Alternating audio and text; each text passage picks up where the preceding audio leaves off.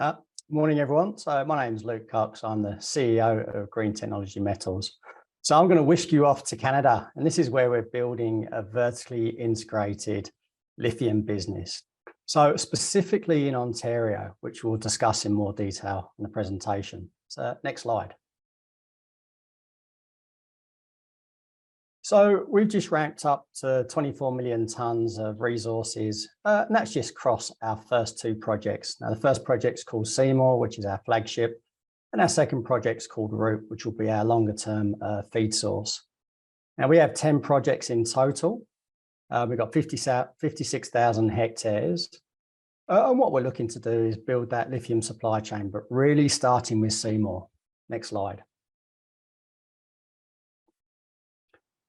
So like any good team, you need a good board. John Young, our chairman, he founded Pilgrim Minerals many years ago. That's a lithium household name. We've got Cam Henry. He's just recently become an exec director. So he's in the office now every day. He's actually off to Canada to go and spend some more time with the team. Pat Murphy, MD of AMCI, a big company investing in startups and various commodities. Then Rob Longley, an experienced geologist. So right there at the board, you've got guys that have had hands-on experience in starting mining operations. Next slide. So on the ground, you've got myself, Luke Cox. I started life as a geo, worked my way up the ranks, technical services in the mines, then became a mine manager. Now I've worked for the likes of Evolution, Mineral Resources at Wodgina. And also got Matt, he's on the ground there, COO, he's heading up the operations. And we're starting to build a real presence in Canada. We have an office in Toronto, which is going to become more of the corporate office. And then we have an office in Thunder Bay, which is our operations office. And Thunder Bay is where our hub is, and around Thunder Bay where our assets are located. On the left-hand side, so one thing to note, it's got a really strong registry. So more recently, LGES, they build batteries, they jumped on the registry. Invested in the business. This is their first investment in a mining company. They looked at GT1 just because of the board, because of the team and our location in North America and the big thematic that LG are getting involved in building that vertical integration. Also, we have Primero, household name in building lithium processing plants. Lithium Americas Corp, one of the biggest North American lithium players. They're on our registry as well. And obviously AMCI, who have been with us since the start. Next slide. So what's this all about? How are we going to achieve this? So what we're looking to do is build into thematic in Ontario. What they're trying to do is build a vertically integrated business also. They've invested 25 billion already in the downstream component. That's the battery manufacturing with Stellantis, LG Energy Solutions and PowerCo. So PowerCo is part of VW. They're all building their plants right there in Ontario. Now, they've also put aside money for the critical mineral strategy, 1.5 billion. And really what that's to do is to start getting investment in the upstream portion of this business, specifically in conversion plants. So that's converting the concentrates that we'll produce into a chemical that can go into the battery. So as you can see, Ontario are building this vertical integration, and that's what we're feeding into. Next slide.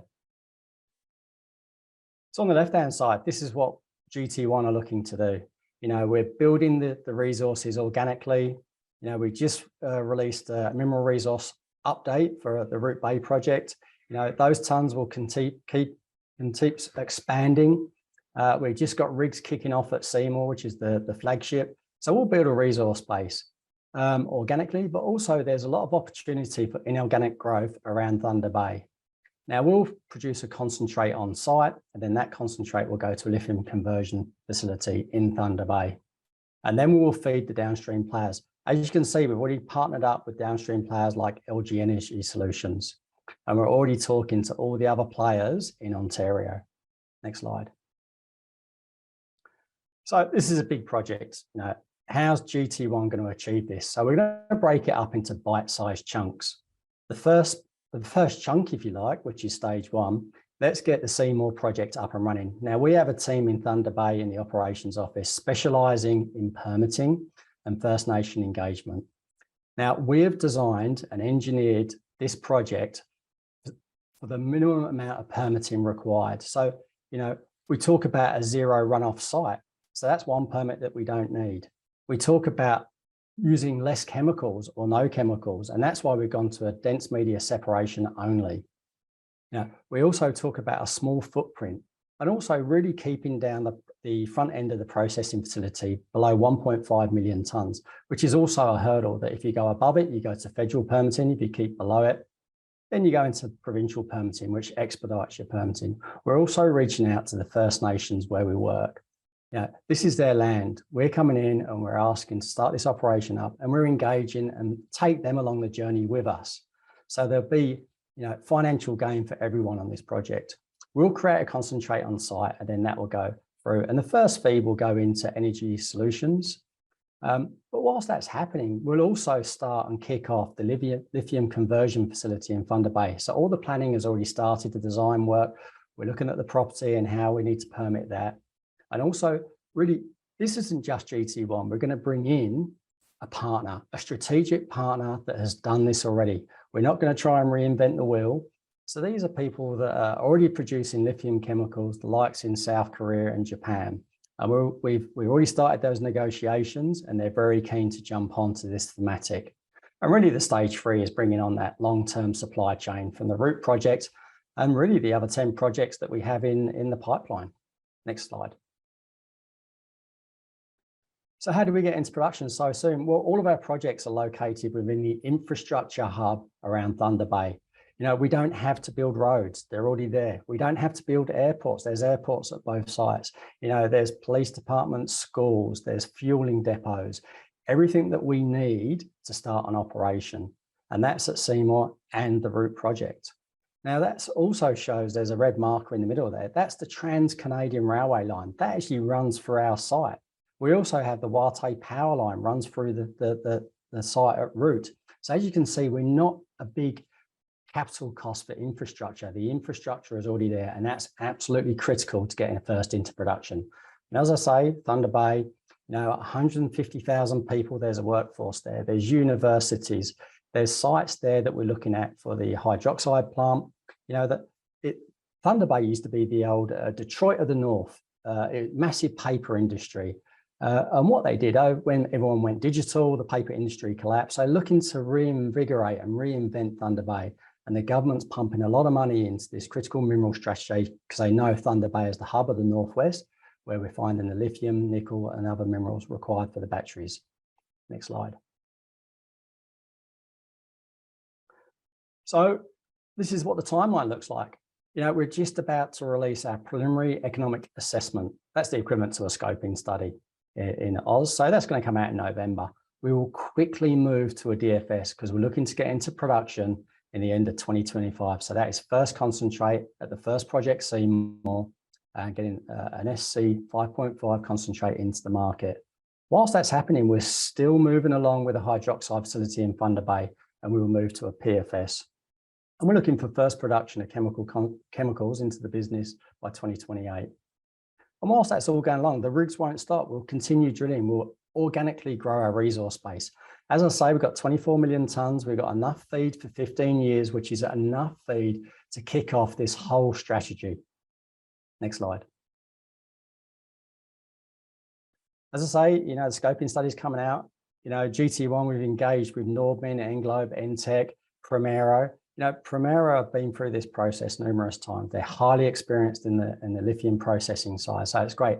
They're actually got members of staff located in our office over there in Toronto. We're deeply rooted with Primero, and they're really driving this project, not only from the feasibility, but all the test work that's required for the concentrates and the lithium conversion facility. Next slide. So stage 1, as I say, let's get the Eastern Hub up and running. We've already got 10 million tonnes. That's enough to kick this off. Open pit, simple DMS, get concentrate into the market. Next slide. Feed sources. So on the left-hand side there, Seymour project. That's where we got our first million tonnes. We actually just picked up a new property called Junior Lake. There are 3 known occurrences prior to picking this one up that had LCT, spodumene barium pegmatite. So we flew some geophysics over that area, and then we sent the geos over. We picked up a main structure, and along that structure, we picked up numerous pegmatites Now, with that, we went straight back to the business where we optioned it, and we went straight into a purchase agreement. That happened last month. You know, this is a prime lithium real estate, all in the Greenstone Belt, all within trucking distance of the central concentrator at Seymour. So you'll see some additional news come out. And the bottom right-hand picture there is, you know, what we've done to keep this simple from permitting. We said, look, you know, we're just going to talk about a simple open pit. As you can see on the picture in the bottom right, that's like a purple blob. That's potential underground operation, but we have not included that in our resources. We have not included that in our permits. That is some of your longer term feed sources. Next slide. As we talk about, you know, how do you permit something so quickly? You've got to do it correctly. You know, Ontario, you know, they've got 100 years worth of mining. They've got a very well-developed mines department, very similar to Australia, which has made it really easy for us. You know, so we talk about a low footprint, a very small footprint, exactly what we've done in that picture there. We talk about zero runoff, using no chemicals. We do not intersect any rivers or water bodies. That is something that's absolutely huge in Canada, because once you intersect or touch a water body, you go into a federal permitting approval process, because you start to measure the aquatic fauna and flora, which is quite a protracted process. Next slide. As you can see, Primera have been hard at work. All the design work has now been done for Seymour. This is a DMS-only modularized concentrator. You know, we've done all the cut and fills, everything's been done. Next slide. Test work. We've done all of the life of mine concentrator test work. As you can see, we're getting 72% recovery. Like all studies, you know, that's some of your best results, but in the scoping study, you know, we'll use 65% recovery, because you've got to show, you know, what things would look like when you get into operation. Now, the reason for high recoveries at Seymour is very coarse grain spodumene and great grade. And it's just one single tabular ore body. So we don't have high dilution. So there's no real requirement for ore sorting or anything like that, which also minimizes the amount of permits that you need. Next slide. Stage 2, let's get this conversion facility up and running. We have spent 18 months on several properties in Thunder Bay. This is one of the properties. They're old paper mill industries. As you can see, there's been some rock breaking going on there with piles of the old foundations. We'll get that site cleaned up, and then we'll go into, I guess, a clean slate to start building the hydroxide plant. Into that site already, we have power, we have gas, we have heavy haulage roads, we have rail infrastructure with rail sidings, we have sewerage. So everything that you need to build a plant. Next slide. Once again, Primera been busy. The green bottom right-hand box, the green sheds, that is stage 1. That is just one train, you know, producing between 20 and 24,000 tons of lithium hydroxide. And then the grey boxes are the stage 2, where we'll ramp up production in due course. And as I say, everything that we need is already there on that site. Next slide. Long-term feed source, stage 3. So this is where we talk about the Western Hub. You know, every couple of months we're building up that resource, and there's still more to come. So next slide. You know, top right-hand picture on the left-hand side, you know, we hit Macomb. We quickly proved up 4.5 million tons of spodumene. We knew there was an outcrop at an area called Root Bay. You know, it was a couple of meters wide. So we went over there. The geos quickly mapped it and said, right, we need to drop both rigs onto this and start drilling immediately. So we did. Initially, we proved up 8 million tons. And for the scoping study, we need to go and do infill drilling, which we've just completed. Normally, when you do infill drill, sometimes the grade drops off or the tons. In this aspect, the tons went up, which is absolutely, which really proves that this deposit, you know, can expand in terms of a long strike and down dip. So next slide. And this is it. So once again, we haven't included any underground. This is all of our mapping and all of our pit optimizations are in pit only. So as you can see, we did 3 deeper holes, and this thing keeps on going. The grade gets better, and it gets, you know, the thickness of the pegmatites continue, which is definitely potential underground material. And when you look at these diagrams and compare them to other lithium projects, you know, you get convergence of all these pegmatites into, I guess, what you call like a mother lode or a feeder source that then bifurcates as it comes to surface. So Even the stuff that's bifurcated surface, they're thick pegmatites, easy to mine, good grade, coarse spodumene. That would be easy open pits, and then we go into the underground operation. Next slide. Once again, all the design work has been done, and that's all Primero's work, obviously working in our office. Next slide. So just wrapping this up, further drilling at Root Bay, we've got 2 rigs there right now, drilling along strike and to depth. We've got all the test work for the DMS coming out and all the conversion test work. We're going to release our integrated PEA. So just with that PEA, there'll be 2 MPV numbers on there. Just firstly for the Seymour project and concentrator, just to give you a taste of what a standalone operation would look like, creating a spodumene concentrate. And then we'll give you an MPV for the entire project. So that's the Seymour mine, the Root mine, and the lithium conversion facility in Thunder Bay. And then we'll be kicking off drilling over at Junior, which is that project we just picked up. There'll be updates on the MREs. We also, we talk about a conversions facility and bringing in a partner that's done it before, has a big balance sheet and is interested to get into the North American market and start producing chemicals. All those, I guess, meetings have already occurred. The board have been up in, say, South Korea and Japan, and it's overwhelming the interest in the longer term feed sources. And then we'll, as I say, there'll be these financial decisions to go for the Seymour project, and ultimately, a concentrate out of Seymour on the flagship. So that's the last slide. Thanks, David. Thanks, Luke. Great presentation. Cash. How much cash you got? Yeah, so cash in bank is 17 million. So more than enough to get you through the next phase? Yeah, that's right. So that'll get us into the new year. One thing we are talking to is like we've already done a binding offtake agreement with LG Energy Solutions. Now they'll take 25% of our concentrate or LCE units for a chemical once we get to that stage. So there's still 75% of our offtake available. Now we're holding that for potential strategic partners. How important is that to hold? Yeah, absolutely. So like we've talked to a lot of we've pretty much talked to all of the OEMs.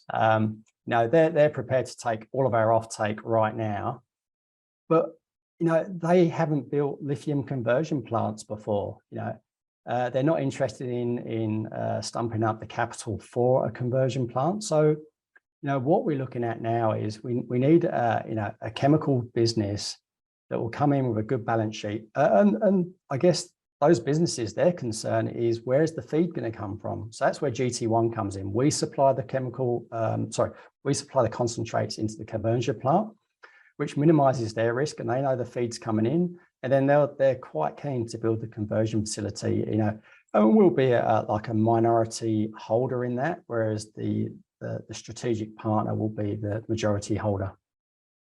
I remember talking to you probably a couple of years ago, soon after you listed, and I was amazed and impressed by the amount of discussion you gave around permitting, how you'd assembled a permitting team. Permitting was a big focus.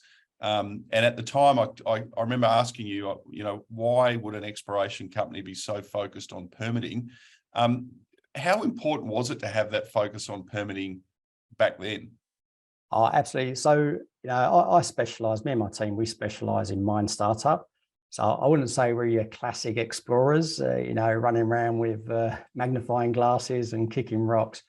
Everyone in my team, we're mine developers. Like I started life in the mines, starting up operations specifically around Australia and sometime in Africa. And the thing is, when you hit the ground, get the drill rig spinning. You need to start building your resources up, but also start your permitting immediately. So there's incompressible parts of your permitting. So the first one is baseline study. You have to do a minimum of 3 years of baselining. So if you haven't started that now, add 3 years onto anyone's timeline. And in terms of what's happening in North America around support for projects of this type, particularly in the critical minerals space, is there access to I know you're not yet at the financing question, but at the financing stage just yet. I know you're probably right in the middle of those discussions. but is there cheaper debt available because of the amount of government support that is out there? Oh, absolutely. So 18 months ago, this is how soon we started this, we knew it was going to, we're really driving into operations and production. So 18 months ago, we went to the government department. It's called the Strategic Innovation Fund. They put aside 1.5 billion for the critical mineral strategy. Now, we've been in numerous meetings with that fund. They said to us, look, great project, great jurisdiction, the team you've got on, you're proven that you can get this, these operations up and running. But what we need you to do, we need you to join forces with the other businesses that are invested in Ontario. And one of those was LGES. So we talked to LG, we formed that offtake agreement because LG are already building their battery plant in Ontario. And they said, well, if you're going to create the concentrates and LG is going to take the materials that you create, well, that's a match made in heaven, because that makes our job easier in terms of funding. So here's the critical mineral strategy. There's 1.5 million tons. Once you release your scoping study, then we'll jump to the next step of negotiations for funding for the hydroxide facility. So you can see that all the pieces are starting to fall into place in the next couple of weeks. How busy is the next, not just couple of weeks, but the next couple of months going to be? There's a lot of big bits of news coming. As you talk on the slide, there's the what's next, but what are the critical things that shareholders should be focused on? Yeah, so absolutely critical. We've got the mineral resource out. So one big thing with the mineral resource, when you release a scoping study, a percentage of your resource has to be within the indicated category, JORC category. So it just means you can convert that into a reserve using modifying factors. So we've been busy drilling away at the Root project. Then we're going to move over to the Seymour project. There'll be exploration work there. But it's absolutely critical that we get all these line items in place as we move into stage. So watch out for the scoping study. It will clearly show that this is an economic project, and our timelines are still good to go. But we haven't changed these timelines since day one. There's a cracking question here that you're probably not going to like, but I'm going to ask it anyway. There's clearly a lot of M&A occurring for lithium companies that are at or nearing production, and even a bit further down the curve, both in North America, South America, now Australia. How closely do you think you're being watched? Yeah, we are like we've I lost count of how many NDAs I've signed. But yeah, we watch very closely. But we do have a strategy in place. Should someone try and take us over, like we are looking to go in production. We have the team in place. We're working away with the permitting and the First Nations to get this one up and running to really maximize value. Because once you get that first concentrate and you get, then you get the funding for the downstream conversion facility, that's where the real worth of GT1 comes in. Your MPV goes through the roof. Do you take